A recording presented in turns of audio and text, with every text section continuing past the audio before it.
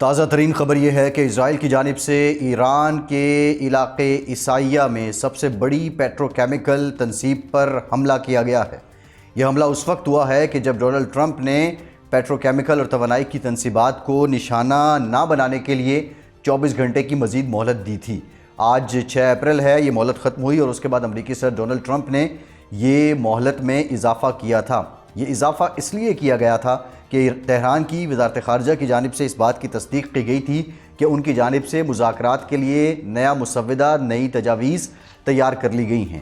یہ خبر بھی آئی کہ یہ تجاویز واشنگٹن میں پہنچ چکی ہیں اور امریکی صدر ڈونلڈ ٹرمپ کی میز پر ہیں، لیکن ایسے وقت میں اسرائیل نے یہ حملہ کیا ہے اور ایران کی جانب سے پوری قوت کے ساتھ اسرائیل کو نشانہ بنانے کا اعلان کیا گیا ہے۔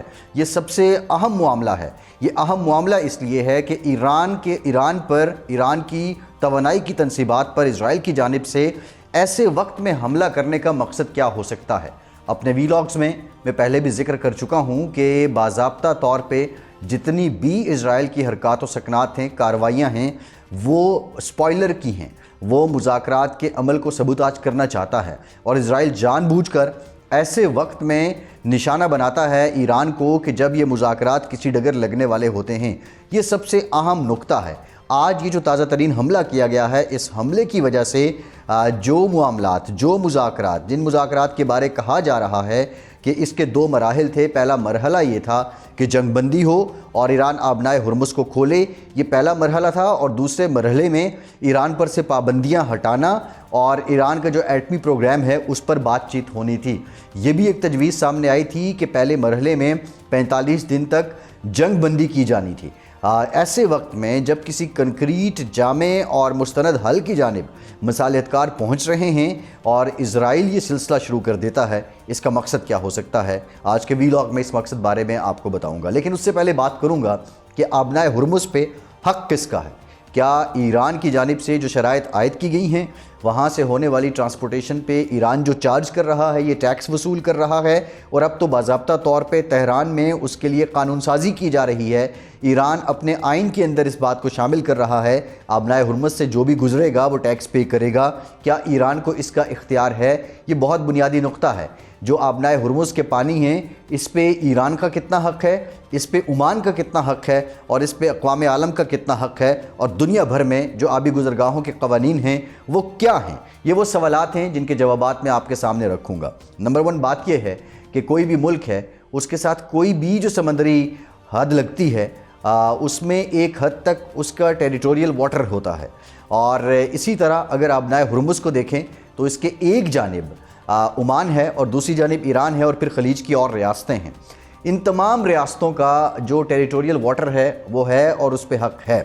اب بنیادی طور پہ اس ٹیریٹوریل حد کے اندر، ٹیریٹوریل واٹر میں جو بھی قدرتی وسائل ہیں، یہاں پہ سونا ہے، تانبا ہے، پلاٹینیم ہے، یورینیم ہے، تیل ہے، گیس ہے، اس پہ حق اسی ملک کا ہوتا ہے۔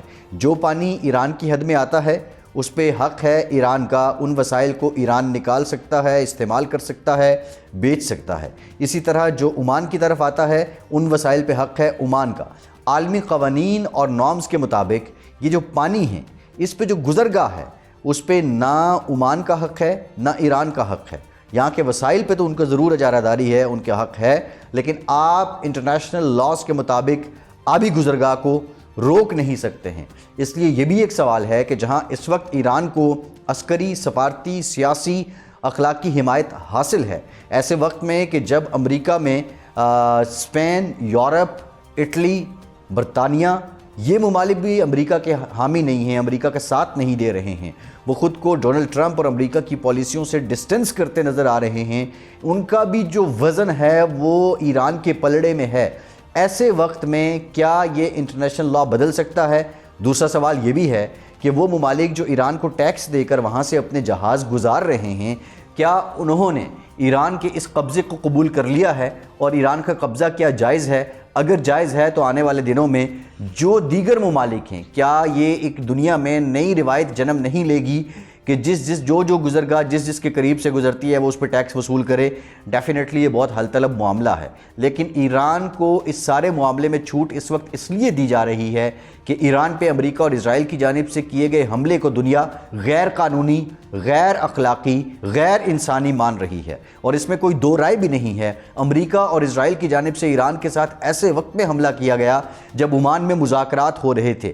اس حملے کا کوئی جواز نہیں ہے، اور سب سے بڑی نفی اس حملے کی جو امریکی انسداد دہشت گردی کے ڈائریکٹر جو کینٹ ہیں، انہوں نے اپنے استعفے میں بیان کی ہے۔ انہوں نے کہا کہ ایران سے کسی قسم کا امریکہ کو کوئی خطرہ نہیں تھا، ایران ایٹمی ہتھیار نہیں بنا رہا تھا، اس کے باوجود ایران پہ حملہ کرنے کا کوئی جواز نہیں تھا۔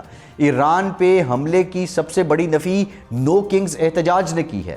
ایران پہ حملے کی سب سے بڑی نفی امریکہ کی سیاسی جماعتیں کر رہی ہیں۔ ایران پر حملے کی سب سے بڑی نفی یورپ کر رہا ہے۔ ایران پر حملے کی سب سے بڑی نفی کرس چارمر کر رہے ہیں۔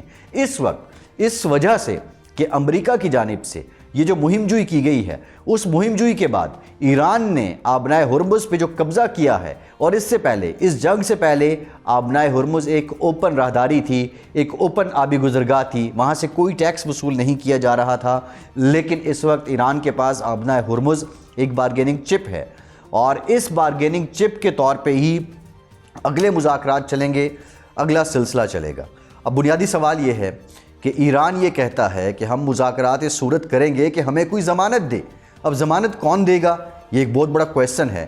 چین اور پاکستان کا جو مشترکہ 5 نکاتی چارٹر یا اعلامیہ تھا، اس میں ایک بات کی گئی تھی جس کو سمجھنے کی ضرورت ہے کہ یو این او کا کردار سامنے آنا چاہیے۔ لیکن اس اعلامیے کے بعد بھی یو این او کی طرف سے ابھی تک کسی قسم کا کوئی انیشیٹو یا کوئی آفر مستند طور پہ موجود نہیں ہے۔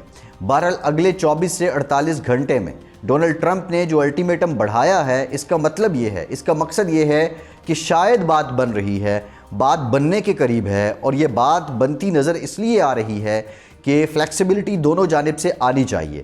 انٹرنل بہت زیادہ پریشر ہے امریکی صدر ڈونلڈ ٹرمپ پہ، بہت بڑا پریشر ہے۔ پہلی بار یہ ہو رہا ہے کہ امریکہ کے عوام، امریکہ کے لیجسلیٹرز، امریکہ کے عہدیدار نیتن یاہو کے خلاف بول رہے ہیں۔ سب سے اہم بات یہ ہے کہ جے ڈی وینس اس سارے معاملے میں بہت اہم کردار ادا کر رہے ہیں، اور اب سے کچھ دن پہلے آپ نے سنا ہوگا، پڑھا ہوگا، انٹرنیشنل میڈیا میں آیا کہ نیتن یاہو اور جے ڈی وینس کی تلخ کلامی ہوئی ہے۔ امریکہ میں یہ سوچ سرایت کر چکی ہے، اس سوچ کا غلبہ ہے کہ نیتن یاہو نے امریکی صدر ڈونلڈ ٹرمپ کو استعمال کیا ہے اور ایران پر چڑھائی کر دی ہے۔